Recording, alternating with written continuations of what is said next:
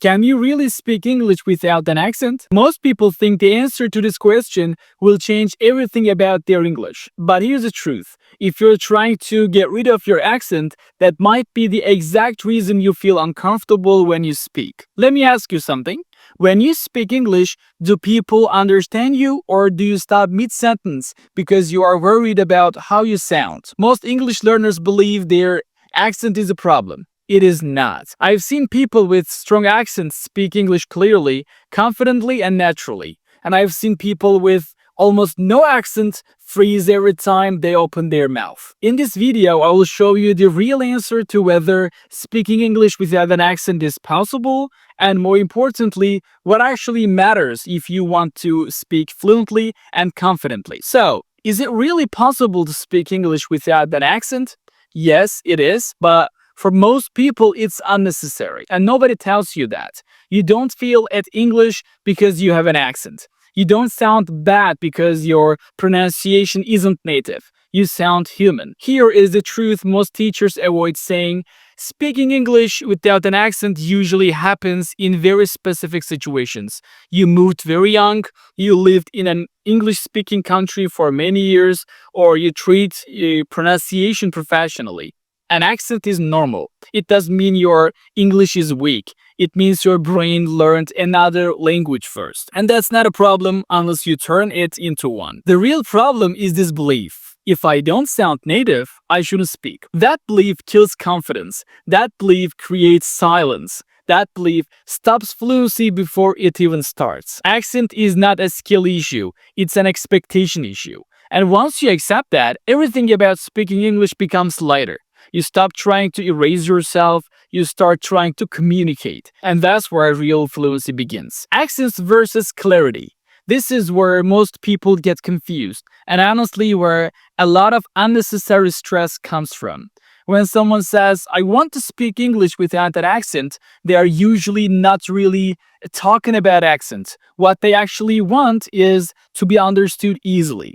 They want people to listen without struggling, without asking them to repeat. That's clarity. And clarity is not the same thing as accent. An accent is simply the sound of your first language living inside your English. It is shaped by where you grew up, what you heard as a child, and how your mouth learned to move. Clarity, on the other hand, is about how comfortably your message reaches the other person. You can have an accent and still be incredibly clear.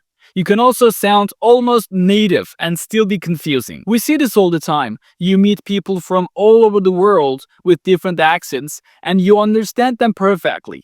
And then you hear a native speaker mumbling, speaking too fast, or swallowing half their words, and suddenly you are lost. Same language, very different clarity. So the real issue has never been accent. The real issue is whether people can understand you without effort.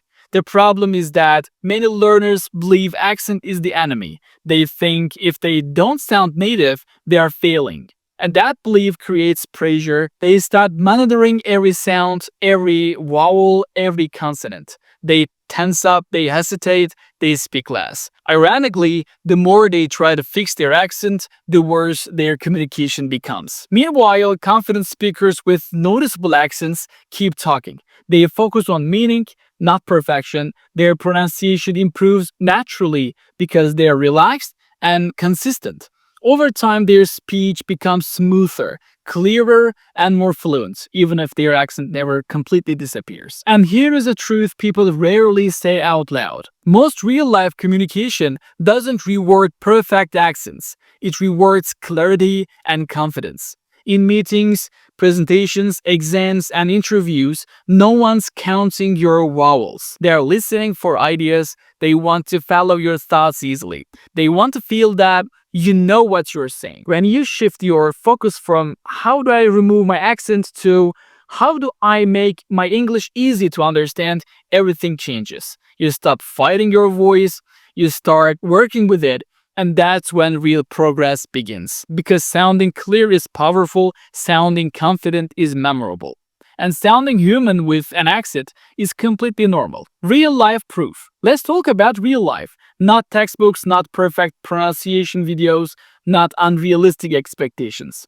Look at CEOs of global companies. Many of them lead meetings in English every single day. They negotiate deals worth millions. They inspire teams across countries, and now many of them do not sound native. You can hear where they're from, you can hear their accent, but you never question their authority. Why? Because they sound confident. They speak with intention, their message is clear. Now think about TED Talks. Some of the most powerful talks in the world are given by speakers with strong accents, different rhythms, different pronunciation. And yet millions of people listen, understand, and feel inspired. Nobody leaves a TED Talk thinking, that accent wasn't perfect.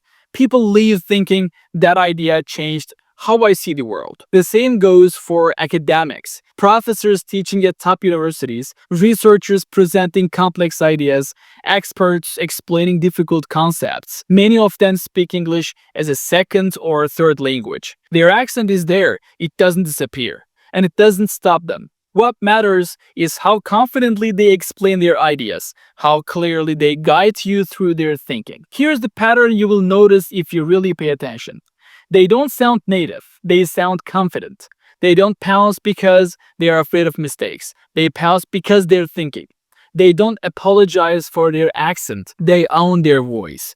And because of that, people trust them. When you watch these speakers, you're not listening to individual sounds. You are following their message. Their accent becomes background noise or disappears completely in your mind because clarity and confidence take the lead. This is the part most learners miss. They believe fluency comes after accent perfection, but in real life, it's the opposite.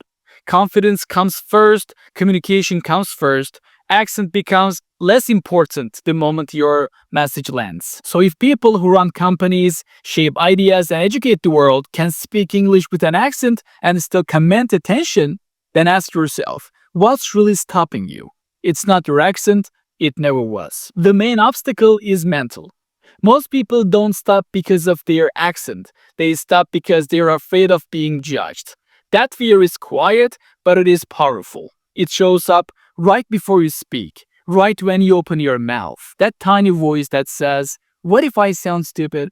What if they notice my accent? What if I make a mistake and they judge me? So you stay silent. You choose safety over expression. Most of the time, nobody's judging you. They are too busy thinking about themselves. But in your head, the judgment feels real, heavy, paralyzing. You don't freeze because you don't know English. You freeze because you imagine an audience even when there isn't one. The moment you start protecting yourself from judgment, something shifts. Your voice gets stronger, your words come faster, your accent becomes irrelevant because the real obstacle was never your pronunciation. It was the fear of being heard. So what should you do? Not more grammar, not accent videos, not waiting until you feel ready. You do something much simpler. You speak before confidence. You speak before perfection. You speak while your accent still exists. Lower your standards on purpose. Your goal is not to sound native. Your goal is to be understood. Say the sentence even if it feels messy. Say the word even if the pronunciation isn't perfect. Finish the thought, don't restart it. And when your brain says this sounds wrong, you don't stop. You continue. Because fluency is built in motion, not in preparation. 5 imperfect sentences today will help you more than 5 hours of silent study. Speak small, speak simple, speak daily. That's it. Thank you for watching. I'll see you in the next video.